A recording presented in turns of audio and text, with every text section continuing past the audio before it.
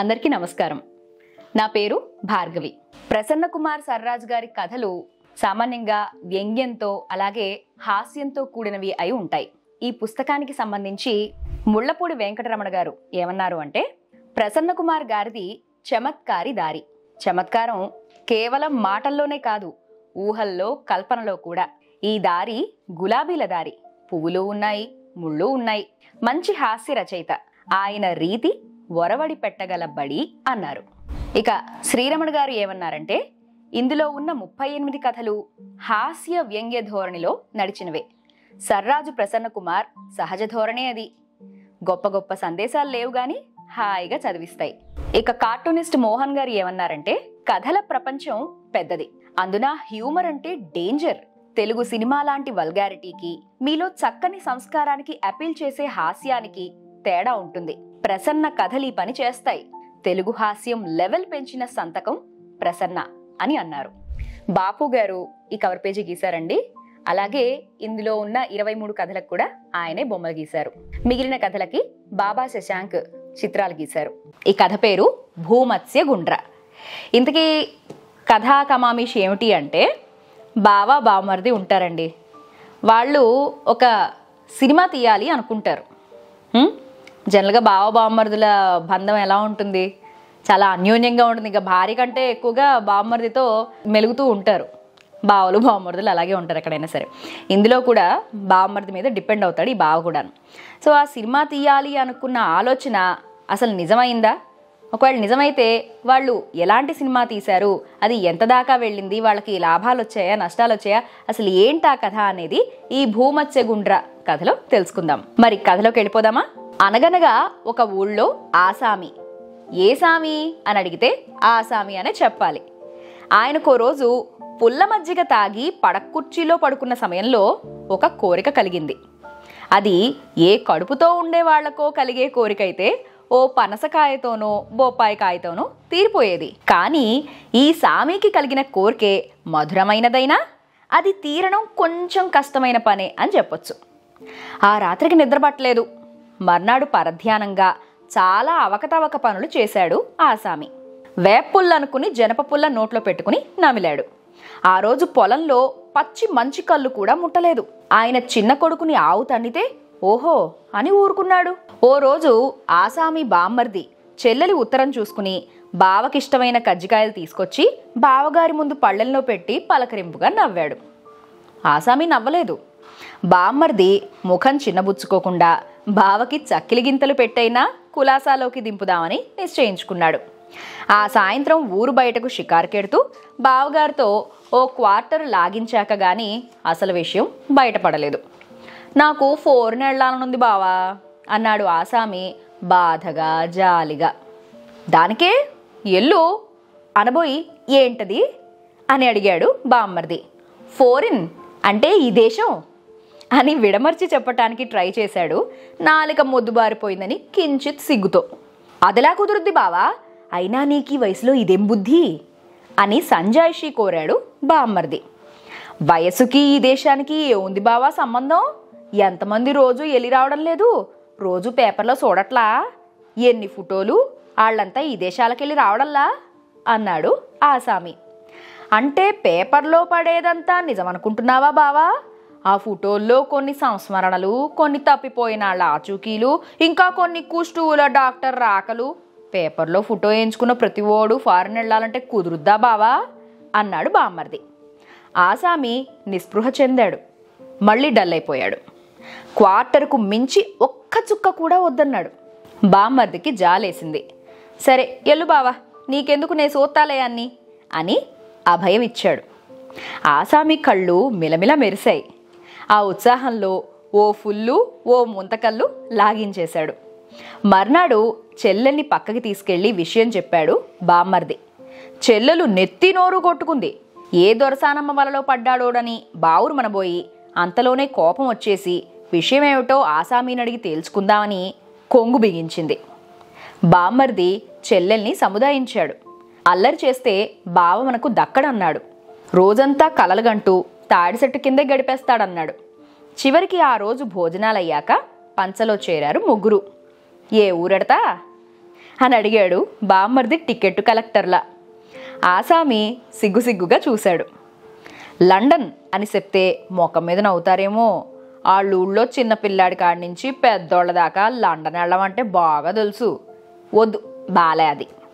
America అన్నాడు, ఏదో పేరు చెప్పాలి కదా అని. అమెరికా వద్దు బావా, అక్కడ పాలసీలు ఏం బాలా చెప్పాడు బామ్మర్ది. ఏ పాలసీలు అని అడగల ఆసామి. పోనీ జంభలాకా పోతే గంభీరంగా అన్నాడు. బామ్మర్ది ఒక్క క్షణం ఉలిక్కిపడ్డాడు. అయినా ఏ మ్యాప్లో ఏ దేశం ఉందోనని గుంభనగా అక్కడికైతే ఏ అబ్జెక్షను ఉండదనుకుంటా అన్నాడు. ఆసామి లోలోన ఆనందించాడు. జంభలాకా చాలా సుందరమైన నగరము, విశాలమైన రహదారులు, 110 అంతస్తుల భవనములు, ప్రకృతి సిద్ధమైన సహజ వనరులతో విరాజిల్లుచుండును. బామ్మర్ది ఆసామి ఆలోచనలను త్రుంచివేస్తూ, అది సరే బావా, ఏం పని మీద వెళ్తున్నట్టు పేపర్లో వేయిద్దాం అడిగాడు. పేపర్లో మనం వేయించేదేటి బావా, నేను జంభలాకా వెళ్తున్నానంటే దేశంలో పత్రికలన్నీ ప్రముఖంగా వచ్చేవా అన్నాడు బొత్తిగా అనుభవం లేని బామ్మర్ది మీద జాలిపడుతూ. నువ్వేమన్నా మినిస్టర్వా, సినిమా స్టార్వా, పేపర్లన్నీ నీ ఫోటో వేసి వాళ్ళ సేల్స్ పెంచుకోవడానికి? బామ్మర్ది సరసంగానే అన్నా ఆసామి మనసు చివుక్కుమంది. క్షణం మాట్లాడలేదు. అక్కడి నుంచి లేచి గదిలోకి వెళ్ళి దుప్పటి ముసుగెట్టి పడుకున్నాడు.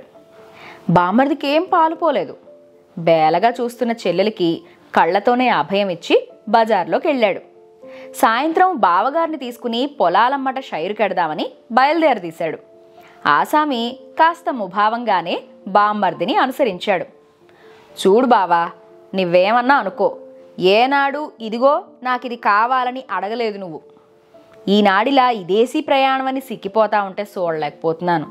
నేను మధ్యాహ్నం అన్న మాటకి బాధపడమాక. అయినా నేను అప్పుడు ఇప్పుడు అదే మాట అంటాను. ఈ రోజుల్లో అవుట్ సైడ్కి వెళ్ళి అవపోసన పట్టినా పేపర్లో పడాలంటే నువ్వు మినిస్టర్వి కాక తప్పదు. కనుక నువ్వు రేపు అసెంబ్లీ ఎలక్షన్లలో నిలబడు అన్నాడు బామ్మర్ది. ఆసామి తలెత్తి బామ్మర్దికేసి చూశాడు.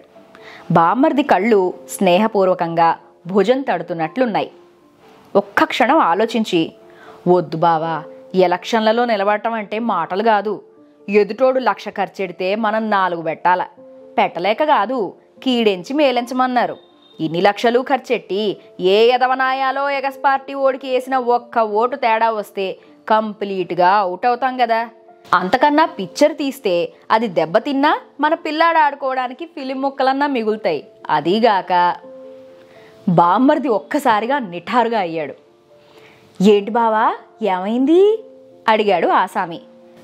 ఏంటన్నావు, మళ్ళీ ఒకసారి అను అన్నాడు బామ్మర్ది శూన్యంలోకి చూస్తూ. మళ్ళీ చెప్పడం మొదలెట్టాడు ఆసామి. వద్దు బావా, ఎలక్షన్లలో నిలబడటం అంటే మాటలు కాదు. ఎదుటోడు అదంతా అక్కర్లేదు బావా, చివరి డైలాగ్ చెప్పు కాస్త అసహనంగా అన్నాడు బామ్మర్ది. పిక్చర్ తీస్తే అది దెబ్బతినదు అరిచాడు బామ్మర్ది. పిక్చర్ తీద్దాం, మామూలు పిక్చర్ కాదు, అవార్డు పిక్చర్ తీద్దాం. ఎవడో ఫారినోడు మన పిక్చర్ కొంటాడు. ఆడు కొనకపోతే ఆడికి డబ్బులు ఇచ్చి మనమే కొనిపిద్దాం. వెంటనే ప్రింట్తో సహా మనము, అదే నువ్వు ఫారిన్ వెళ్ళొచ్చు. అప్పుడు సినిమా పత్రికలే కాదు, అన్ని పత్రికలు నీ ఫోటో వేసి ఘనంగా సమ్మానిస్తాయి. అప్పుడు నువ్వు గ్రేట్ అవార్డు పిక్చర్ ప్రొడ్యూసర్వి, నేను ప్రొడ్యూసర్ బామ్మర్దిని అన్నాడు ఆనందోత్సాహాలతో. ఆసామీకి అప్పటికి విషయం అర్థమైంది. నిజమే, పిక్చర్ తీస్తే అటు డబ్బుకి డబ్బు, పేరుకు పేరు, ఇటు తన సరదా తీరుతుంది, ఫారిన్ వెళ్ళొచ్చు. అబ్బా, ఎంత మంచి ఆలోచన. Scene change. Madras Maris major హోటల్లో దిగారు ఆసామి బామ్మర్ది తనకు తెలిసిన ప్రొడక్షన్ మేనేజర్కి ఫోన్ చేసి హోటల్కి పిలిపించాడు. ఫోన్ అందిన వెంటనే వచ్చిన ప్రొడక్షన్ మేనేజర్ని కూర్చోబెట్టి ఇలా పిక్చర్ తీయాలని చెప్పాడు. ప్రొడక్షన్ మేనేజరు ఉత్సాహంతో ఉబ్బితబ్బిబ్బై మిగతా విషయాలు నాకు వదిలేయమన్నాడు. సాయంత్రానికి ఓ 2 వెంట పెట్టుకొచ్చాడు. వాళ్లల్లో ఒకడిని స్టోరీ ప్లాట్లు అమ్మేవాడుగాను, రెండో వాడిని అవార్డు పిక్చర్ తీసే డైరెక్టర్గాను పరిచయం చేశాడు. బెడ్డింగులో చుట్టుకొని తీసుకొచ్చిన 1 డజను ఫుల్లుల్లోనూ 1 ఫుల్లు బయటకు తీసి 4 కులాసాగా కూర్చున్నారు. వచ్చినప్పటి నుంచి ప్లాట్లు అమ్మేవాడు ఏదో వాగుతూనే ఉన్నాడు. బుగ్గిరాముడు ప్లాట్ నాదేనన్నాడు, జీతాలు జీవితాలు కూడా తనదేనన్నాడు. నా ప్లాట్ కొంటే మీకు ఢోకా లేదన్నాడు. ప్లాట్లు అమ్మటంలో తను అందరిలాంటి వాణ్ణి కాదన్నాడు. కావాలంటే బజార్లో ఎంక్వైరీ చేయమన్నాడు.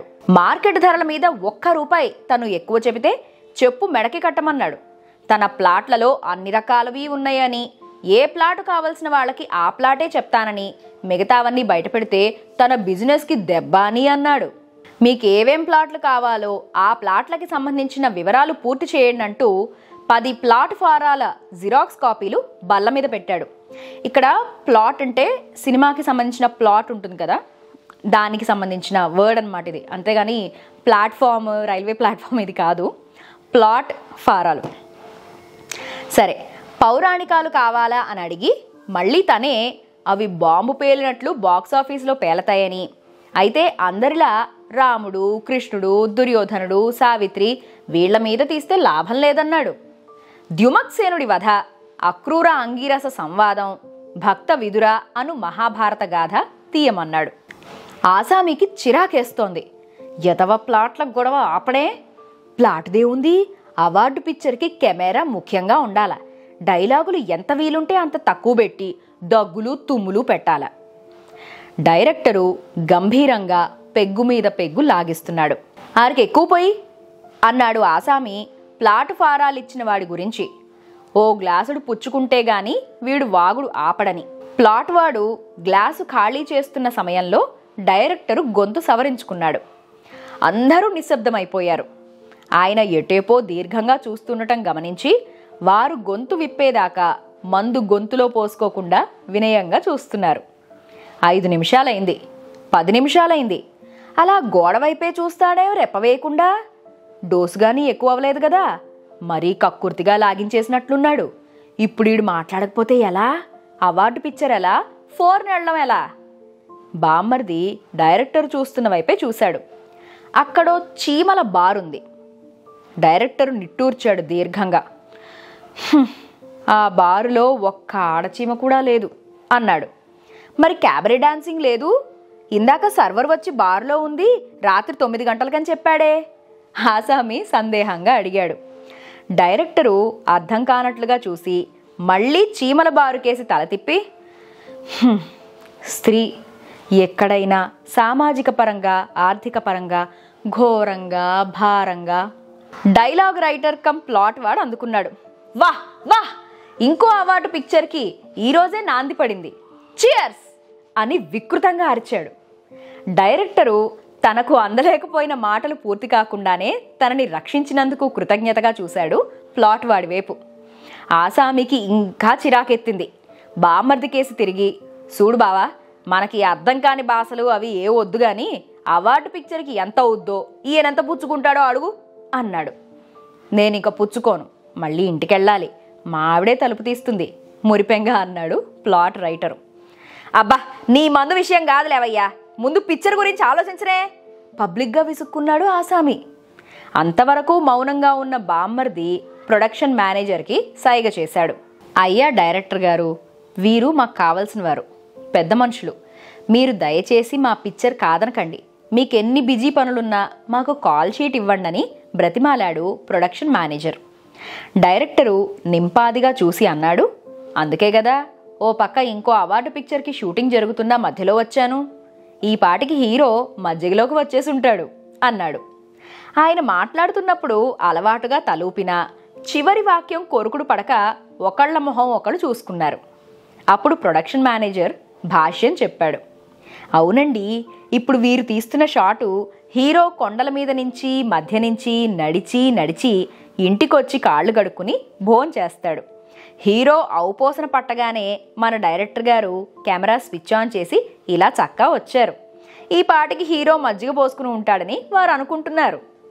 ఆసామి కాస్త తెల్లబోయినా అవార్డు పిక్చర్లు అలాగే ఉంటాయి కాబోలు అనుకుని తాను తెల్లబోయినట్లు బయటకు కనిపించడం ఇష్టం లేక, పిక్చర్ పేరేం పెట్టారు అన్నాడు యథాలాపంగా అడిగినట్లు.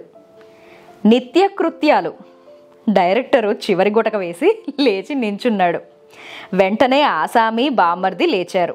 ప్లాట్ రైటరు నిలబడటానికి శతవిధాల ట్రై చేస్తున్నాడు. వాళ్ళని డోరు దాకా సాగనంపి మళ్ళా రేపు 2వ సిట్టింగు అని ప్రొడక్షన్ మేనేజర్ అన్నదానికి తలూపి హుస్సూరంటూ మంచం మీద కూలబడ్డాడు ఆసామి. Scene change. మర్నాడు 10ంటికి బావా బామ్మర్దులిద్దరూ టిఫిన్ కాఫీ పూర్తి చేసుకునేసరికి ప్రొడక్షన్ మేనేజర్ లోపలికొచ్చాడు. గుడ్ మార్నింగ్ అంటూ స్వచ్ఛంగా నవ్వాడు. ఆసామి అతన్ని కూర్చోమని, చూడు ప్రొడక్షన్ మేనేజరు అని చెప్తుండగా, చిత్తం, నా పేరు తిరువేంగళం అండి అన్నాడు. చూడు తిమింగళం, ఈ కథలో ఎవరికీ పేర్లుండవు, ఉండకూడదట, అలా అని రచయిత చెప్పాళ్లే. ఉదాహరణకి చూడు, నా పేరు ఆసామి, ఇతను నా బామ్మర్ది, అలాగన్నమాట. పేర్లు పెట్టామనుకో, కిట్టని వాళ్ళు ఇంకో 4 కల్పించి మనం ఎవరినో హేళన చేస్తున్నామని ప్రచారం చేసేయగలరు. కాబట్టి తిమింగళం. చిత్తం, నా పేరు తిమింగళం కాదండి, ప్రొడక్షన్ మేనేజర్. అద్గది, ఇప్పుడు చెప్పు ప్రొడక్షన్ మేనేజరు, నిన్న నువ్వు పట్టుకొచ్చిన డైరెక్టర్ పని ఎలా ఉంటుందో ఒకసారి చూస్తే. అందుకే వచ్చానండి. ఫలానా స్టూడియోలో మన డైరెక్టర్ గారి న్యూ వేవ్ పిక్చర్ షూటింగ్ జరుగుతోంది, మిమ్మల్ని తీసుకుపోదామని చెప్పాడు. నేను ఇందాకన్నా ముక్క మనసులో పెట్టుకోమాక, మన పేర్లుండవన్నాను గాని మరీ అలా ఫలానా స్టూడియో అని చెప్పక్కర్లా. పర్లా, స్టూడియో పేరు చెప్పు ప్రోత్సహించాడు. పర్లేదండి, ఎందుకు, నేను తీసుకెడుతున్నానుగా ప్రొడక్షన్ మేనేజరు మొహమాట పడుతూ అన్నాడు. ఆసామి బామ్మర్ది రూమ్కి తాళం వేసి ప్రొడక్షన్ మేనేజర్తో స్టూడియోకి బయలుదేరారు. గేటు లోపలికి టాక్సీ తిరగంగానే ఒక్కసారిగా బెల్లం పంచదార పాకాల వాసన ముక్కు పుటాలకు కొట్టింది. ఇదేమిటి ప్రొడక్షన్ మేనేజరు, చెరుకు ఫ్యాక్టరీలోకి తిప్పావేంటి అని అడిగాడు ఆసామి. ఎదురుగా పెద్ద పెద్ద రేకుల షెడ్లు, ఆ వాసన అంతా చూస్తుంటే సీజన్లో తాను చెరుకుని ఫ్యాక్టరీకి తరలించిన జ్ఞాపకాలు వచ్చాయి. ప్రొడక్షన్ మేనేజర్ చిరునవ్వు నవ్వాడు. చెరుకు ఫ్యాక్టరీ కాదు, స్టూడియోనే, కాసేపు ఆగితే మీకే తెలుస్తుంది అని 4వ నంబర్ ఫ్లోర్ దగ్గర టాక్సీ ఆపించాడు. బామ్మర్ది టాక్సీ డబ్బులు ఇచ్చేశాక ముగ్గురు లోపలికెళ్లారు. పాకం వాసనతో ముక్కులు తీయగా బద్దలవుతున్నాయి. లోపలికి అడుగుపెట్టగానే ఎండాకాలం తార్ రోడ్డు మీద నడుస్తుంటే కరిగిన తారులో చెప్పుకాలు పైకి లేస్తుంటే కలిగే విచిత్రమైన అనుభూతి కలిగింది. లోపల ఓ 10 మంది అసిస్టెంట్ కుర్రాళ్ళు భూతద్దాలు పెట్టుకుని వంగి వంగి నడుస్తున్నారు. వాతావరణం సీరియస్గా ఉంది. అందరూ నిక్కర్లేసుకుని ఉన్నారు. ప్రొడక్షన్ మేనేజరు ఆసామి చెవిలో హెచ్చరించాడు. మీరు పంచెలు పైకెగదీసి గోచీలా కట్టుకోండి, లేకపోతే నేల మీద పాకంలో పడి పాడైపోతుంది పాకం. బావమరుదులిద్దరూ సర్దుకున్నాక, ఇంతకీ కెమెరా ఎక్కడా కనిపించదే అని అడిగాడు ఆసామి. ఈ పిక్చర్కి మ్యూజిక్కు పాటలతో పాటు కెమెరా కూడా లేదా అని అడగబోయి తెలివి తెచ్చుకుని మౌనం వహించాడు. ప్రొడక్షన్ మేనేజర్కి వాళ్ళ మీద జాలేసింది. మాట్లాడకుండా బొటనవేలు థమ్సప్ డ్రింక్లో లాగా పెట్టి కళ్ళెగరేశాడు. వాళ్ళు తలపైకెత్తి చూస్తే ఆశ్చర్యం, 4 మనుషులు గబ్బిలాల్లా తలకిందులుగా వేలాడుతున్నారు. అందులో ఒకడు వేలాడుతున్న కెమెరాలో తలపెట్టి ఉన్నాడు. మిగతా 3 నిర్వికారంగా చూస్తున్నారు. వాళ్ల కాళ్ళు పైన తాడుతో కట్టేసి ఉన్నాయి. ఆసామి రహస్యంగా అడిగాడు, మన డైరెక్టర్ గారు కూడా వేలాడుతున్న వాళ్లలో ఉన్నాడా? లేదు అంటుండగానే వెనకాల నుంచి డైరెక్టరు అడుగులో అడుగు వేసుకుంటూ వచ్చాడు. అతని చూడగానే వినయంగా నమస్కారం పెట్టారు 3. డైరెక్టర్ చేతిలో చిన్న భరిణ ఉంది. అందులో ఓ పెద్ద గండుచీమ ఉంది. దాన్ని చూసి, ఏమిటిది డైరెక్టర్ గారు అని అడిగారు. డైరెక్టరు దీక్షగా భరిణ వంక చూస్తూ నిల్చున్నాడు. ప్రక్కనే ఉన్న అసిస్టెంట్ డైరెక్టర్ చెప్పాడు, ఇదే మా చిత్రంలో ముఖ్య పాత్రధారి. ఇది ఎన్నో చిత్రాల్లో నటించింది. ఈరోజు పతాక సన్నివేశం. ఈ బూర్జువా చీమను కొన్ని 100 చీమలు తరిమి తరిమి కొట్టడం చూపించాలి. పొద్దున్నుంచి ఎన్ని బెల్లం ముక్కలు నేల మీద వేసినా ఓ 100 చీమలు కూడా పోగవలేదు. ఇవాళ గనక ఈ సీను పూర్తి కాకపోతే ఈ గండు చీమగారి కాల్ షీట్లు నెలదాకా లేవు. అందుకని మేము ఏమాత్రం ఖర్చుకు వెరవదలుచుకోలేదు. ఫ్లోర్ అంతా బెల్లం పాకం పోయించాం. ఆ పాకం మీదే చివరి విప్లవ సీను చూపిద్దామని డైరెక్టర్ చేత్తో సైగ చేశాడు ఇక చెప్పొద్దని. అసిస్టెంటు వినయంగా తలూపాడు. ఆయన కాస్త దూరం వెళ్ళగానే, వారు చేసి చూపిస్తారు, ముందు చెప్పటం ఇష్టం ఉండదు అని జేబులోంచి ఓ భూతద్దం తీసి వంగి అడుగులో అడుగు వేసుకుంటూ చీమల వేటకై వెళ్ళిపోయాడు. ఆసామి తలెత్తి పైకి చూశాడు. పైన జీవోత్సవాల్లా వేళ్లాడుతూనే ఉన్నారు. కింద చూశాడు. అంతా భూతద్దాలు తీసుకుని నడుం పట్టేసిన వాళ్లలా జీవోత్సవాల్లా తిరుగుతున్నారు. డైరెక్టర్ కోసం చూస్తే ఫ్లోరు మధ్య బోర్లా పడుకుని ఉన్నాడు. చలనం లేదు. ఏమిటి, పతాక సన్నివేశం బాగా రావాలని దేవుడికి మొక్కుకుంటున్నాడా అడిగాడు ఆసామి. కాదు, భరిణలోని హీరో చీమకి యాక్షన్ నేర్పుతున్నారు వివరించాడు ప్రొడక్షన్ మేనేజర్. వీటన్నింటికీ అతీతంగా సన్నగా పొడుగ్గా బట్టతలతో ఉన్న వ్యక్తి ఓ మూల కుర్చీలో కూర్చుని వేళ్లు లెక్క పెట్టుకుంటూ శూన్యంలోకి చూస్తూ గొణుక్కుంటున్నాడు. కాస్త దగ్గరికి వెళ్ళి చెవి పెట్టి వింటే చీమలు చీమలు చీమలు చీమలు అని అస్పష్టంగా వినబడుతోంది. ప్రొడక్షన్ మేనేజర్ని అడిగితే ఆయనే ప్రొడ్యూసర్ అని చెప్పాడు. Scene change.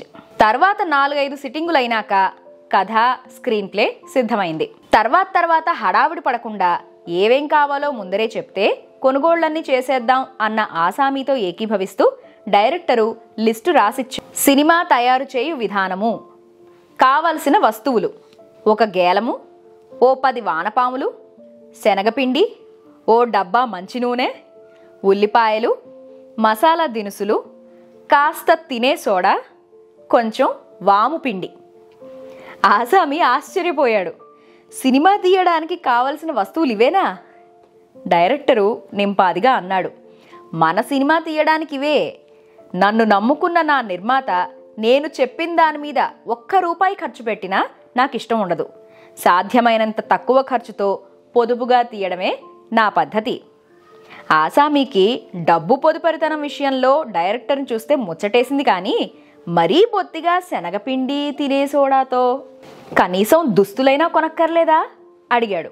అవసరం లేదు, 1-2 గోచీలు, ఒక నేత చీర చాలు.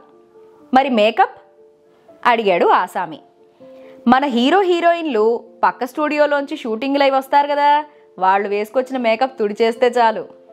మ్యూజిక్: సముద్ర కెరటాల ధ్వని, నూనె కాగే చురచుర చాలు. సౌండు: పర్వాలేదు. మరి ఎడిటింగు అది? డౌట్ వెలుబుచ్చాడు ఆసామి. పర్వా ఉంది. ఆసామి తల గోక్కున్నాడు. కనీసం ఫిల్మ్ అయినా కొనాలి కదా. గంభీరంగా అన్నాడు డైరెక్టరు. అది ఉంటుందిలేండి, వచ్చే వారమే షూటింగ్ మొదలు. ఈ పిక్చర్తో మిమ్మల్ని దేశాంతరం విదేశాలకు పంపకపోతే నా పేరు డైరెక్టరే కాదు అని శపథం చేశాడు.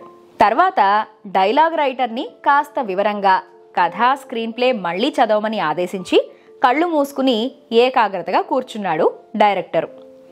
రైటరు స్క్రిప్టు ముందేసుకుని కాస్త బాధగా కణతలు నొక్కుకున్నాడు. ఏమైందన్నాడు బామ్మర్ది. తలనొప్పిగాను కళ్ళు మంటలుగాను ఉన్నాయి చెప్పాడు రైటరు. దీనికొకటే మందు. డైరెక్టరు కళ్ళు తెరిచి అన్నాడు. ఏమిటని అడిగాడు బామ్మర్ది. మందు అని చెప్పి మళ్ళీ కళ్ళు మూసుకున్నాడు. వెంటనే మందు వచ్చింది.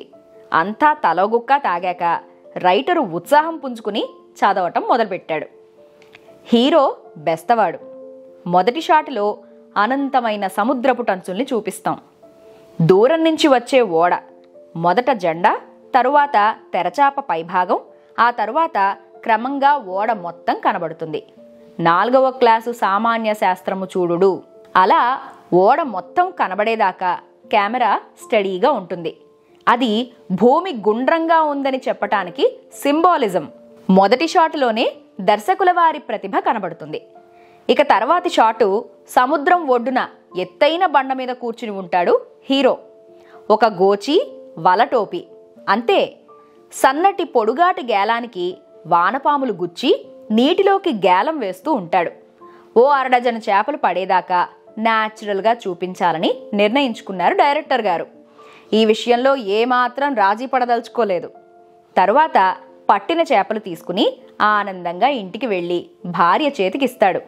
చేపలు చూడగానే భార్య కళ్ళు మిలమిలా మెరుస్తాయి. ఇద్దరూ ఓ 5 నిమిషాలు అలా చూసుకుంటారు. వాళ్ళిద్దరి మధ్యలో గోడకి తగిలించిన గేలం, అంటే వాళ్ళిద్దరి జీవితాలు గేలం వేసినట్టు ముడిపడ్డాయని సింబాలిజం. ఇక్కడ 2 డైలాగులు. భార్య అడుగుతుంది, ఇగురా పులుసా? భర్త చెప్తాడు, ఈరోజు బజ్జీలు. అంతే. హీరోయిన్ కిలకిలా నవ్వుతుంది. అలా ఓ 5 నిమిషాలు నవ్వుతూనే ఉంటుంది. మధ్యలో ఆసామి అడిగాడు, పెళ్ళాం పిచ్చిదేమిటి? కాదు, ఆ నవ్వు ఆమె ఆనందానికి, మానసికోల్లాసానికి, విశృంఖల ప్రశాంత జీవనానికి ప్రతీక. సరే ఏదోలా కానీ పిచ్చిది కాకపోతే చాలు అన్నాడు ఆసామి. రైటరు మళ్ళీ ఓ గుటకేసి కంటిన్యూ చేశాడు. ఈ నవ్వుకి సింబాలిక్ షాటు కొండలు ప్రతిధ్వనించటం, కొంగలు చెరువులోంచి ఒక్కసారిగా రెక్కలు టపటపా కొట్టుకుని లేవటం. ఇదంతా బజ్జీలు అన్నందుకేనా? బామ్మర్ది గొణిగాడు ఆవులిస్తూ. డైలాగ్ రైటరు వినిపించుకోలేదు. ఇక్కడ ఇంటర్వెల్. తర్వాత సెకండ్ హాఫ్ చాలా కేర్ఫుల్గా ఫాలో అవ్వండి. పిక్చర్ మొత్తానికి ఇదే ప్రాణం. బాండీలో నూనె చిటపటమంటూ ఉంటుంది. హీరోయిన్ చేపల్ని నిలువుగా కోసి మసాలా కూరుతూ ఉంటుంది. కాస్త వాము పొడి, ఒక అరచెంచాడు తినే సోడా, తగినంత ఉప్పు కారము వేసి బెస్తవాని మరదలు ఓ 16 ఏళ్ల అమ్మాయి శనగపిండి కలుపుతూ ఉంటుంది. కలుపుతూ కొంచెం పిండి ఉప్పు సరిపోయిందో లేదోనని నాలిక మీద వేసుకుంటుంది. అదే సమయంలో హీరో పడక గదిలో అటూ ఇటూ పచారులు చేస్తూ ఉంటాడు. ఆ మసాలా వాసన అతనికి పిచ్చెక్కిస్తూ ఉంటుంది. 3 షాట్లు చకచకా ఒకదాని వెంట ఒకటి మారిపోతాయి. పిండి కలపటం, మసాలా కూరటం, హీరో కాలుగాలిన పిల్లిలా తిరగటం. అలా కాసేపు అయ్యాక హీరో కిటికీలోంచి హీరోయిన్ని చూస్తాడు. హీరోయిన్ పైట లేకుండా చిరుచెమటల్లో సెక్సీగా కనిపిస్తుంది. హీరో సైగ చేయగానే హీరోయిన్ కాస్త బెట్టు చేసి మసాలా కూరిన చేపలు చెల్లెలకిచ్చి గదిలోకి ఎడుతుంది. ఇక్కడ కెమెరామెన్ ప్రతిభ చూడాలి. హీరో హీరోయిన్ల సెక్స్ యాక్ట్. వెనువెంటనే అక్కడ ఒక్కో చేపను శనగపిండిలో ముంచి సుయ్ సుయ్యమంటూ కాగుతున్న నూనెలో బజ్జీలు వండడం మార్చి మార్చి చూపించాలి. ఒక్క పావుగంట అలా ప్రేక్షకులు స్తంభించిపోవాలి. Symbolism, neorealism etcetera etcetera. అంతే. అంతా అయిపోయాక ఆ అమ్మాయి స్టవ్ని ఉఫ్ అని ఆర్పేస్తుంది. పిక్చర్ చివరికి 6 బజ్జీలు తయారవుతాయి. వాటిని మరదలు వడ్డిస్తూ ఉంటే హీరో తన భార్యతో కలిసి తృప్తిగా బజ్జీలని క్లోజప్లో తింటాడు. తర్వాత మళ్ళీ ఉషోదయం చూపిస్తాం. హీరో గ్యాలన్ తీసుకుని బయలుదేరతాడు. మళ్ళీ ఓడ. భూమి గుండ్రంగా ఉంది అనే సందేశం, సింబాలిజం. రైటరు చెప్పడం ఆపాడు. ఆసామి ఆవులించి పక్కకి చూశాడు. బామ్మర్ది నిద్రపోతున్నాడు. డైరెక్టర్ వంక చూస్తే ఇందాక కళ్ళు మూసుకుని వినేవాడిలా ఏ పొజిషన్లో ఉన్నాడో ఇప్పుడు అలానే ఉన్నాడు. ప్రొడక్షన్ మేనేజర్ డైరెక్టర్ని కుదిపాడు. ఆయన సర్దుకుని ఓ చిరునవ్వు నవ్వాడు. పేరేం పెడదాం అడిగాడు ఆసామి. పేరు ఆర్డినరీగా ఉండకూడదు, మలయాళ పేరులా గంభీరంగా ఉండాలి. మత్స్య నిగ్రహం అని పెడితే అన్నాడు రైటర్. అంటే అన్నట్లు చూశాడు డైరెక్టరు. చేపలు పట్టి ఇంటికి పట్టుకొచ్చి భార్య మసాలా కూరి వండటం మొదలెట్టే వరకు నిగ్రహంతో వ్యవహరించాడు కదా హీరో. రైటర్ చెప్పాడు. నా బొంద, మన కథలో నిగ్రహం ఎక్కడ చూపించి చచ్చాడు? మొదటి వాయి కూడా వేయకుండానే మొగుడి గదిలోకి పరిగెత్తిందని చెప్పావు కదయ్యా విసుక్కున్నాడు ఆసామి. పోనీ కన్నడ టైటిల్లా పెడితే?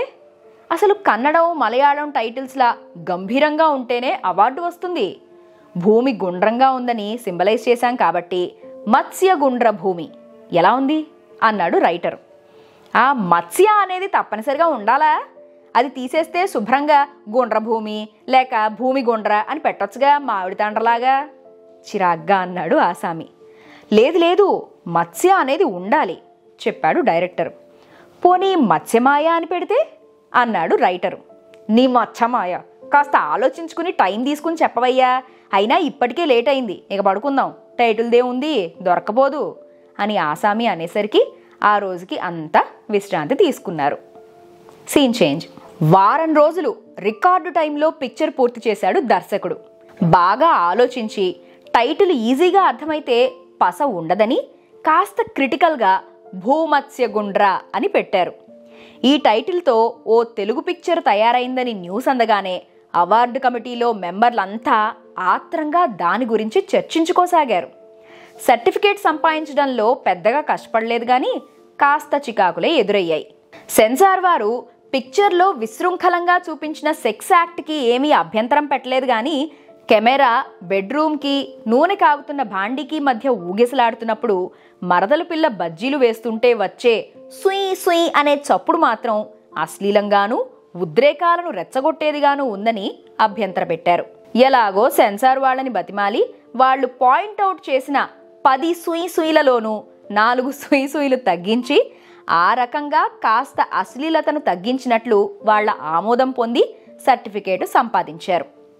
ప్రివ్యూ నాడు బామ్మర్ది, ఆసామి తమ కుటుంబంతో థియేటర్ దగ్గర టాక్సీలు దిగారు. ఆ రోజు పరిశ్రమలోని ముఖ్యులే కాక 4-5 ఫారిన్ డిస్ట్రిబ్యూటర్లు కూడా వచ్చారు. ఆసామి కలలు పండే తరుణం వచ్చింది. షో జరుగుతున్నంతసేపు ఎవ్వరిని పట్టించుకోలేదు ఆసామి. కేవలం ఆ ఫారినర్స్నే గమనిస్తూ కూర్చున్నాడు.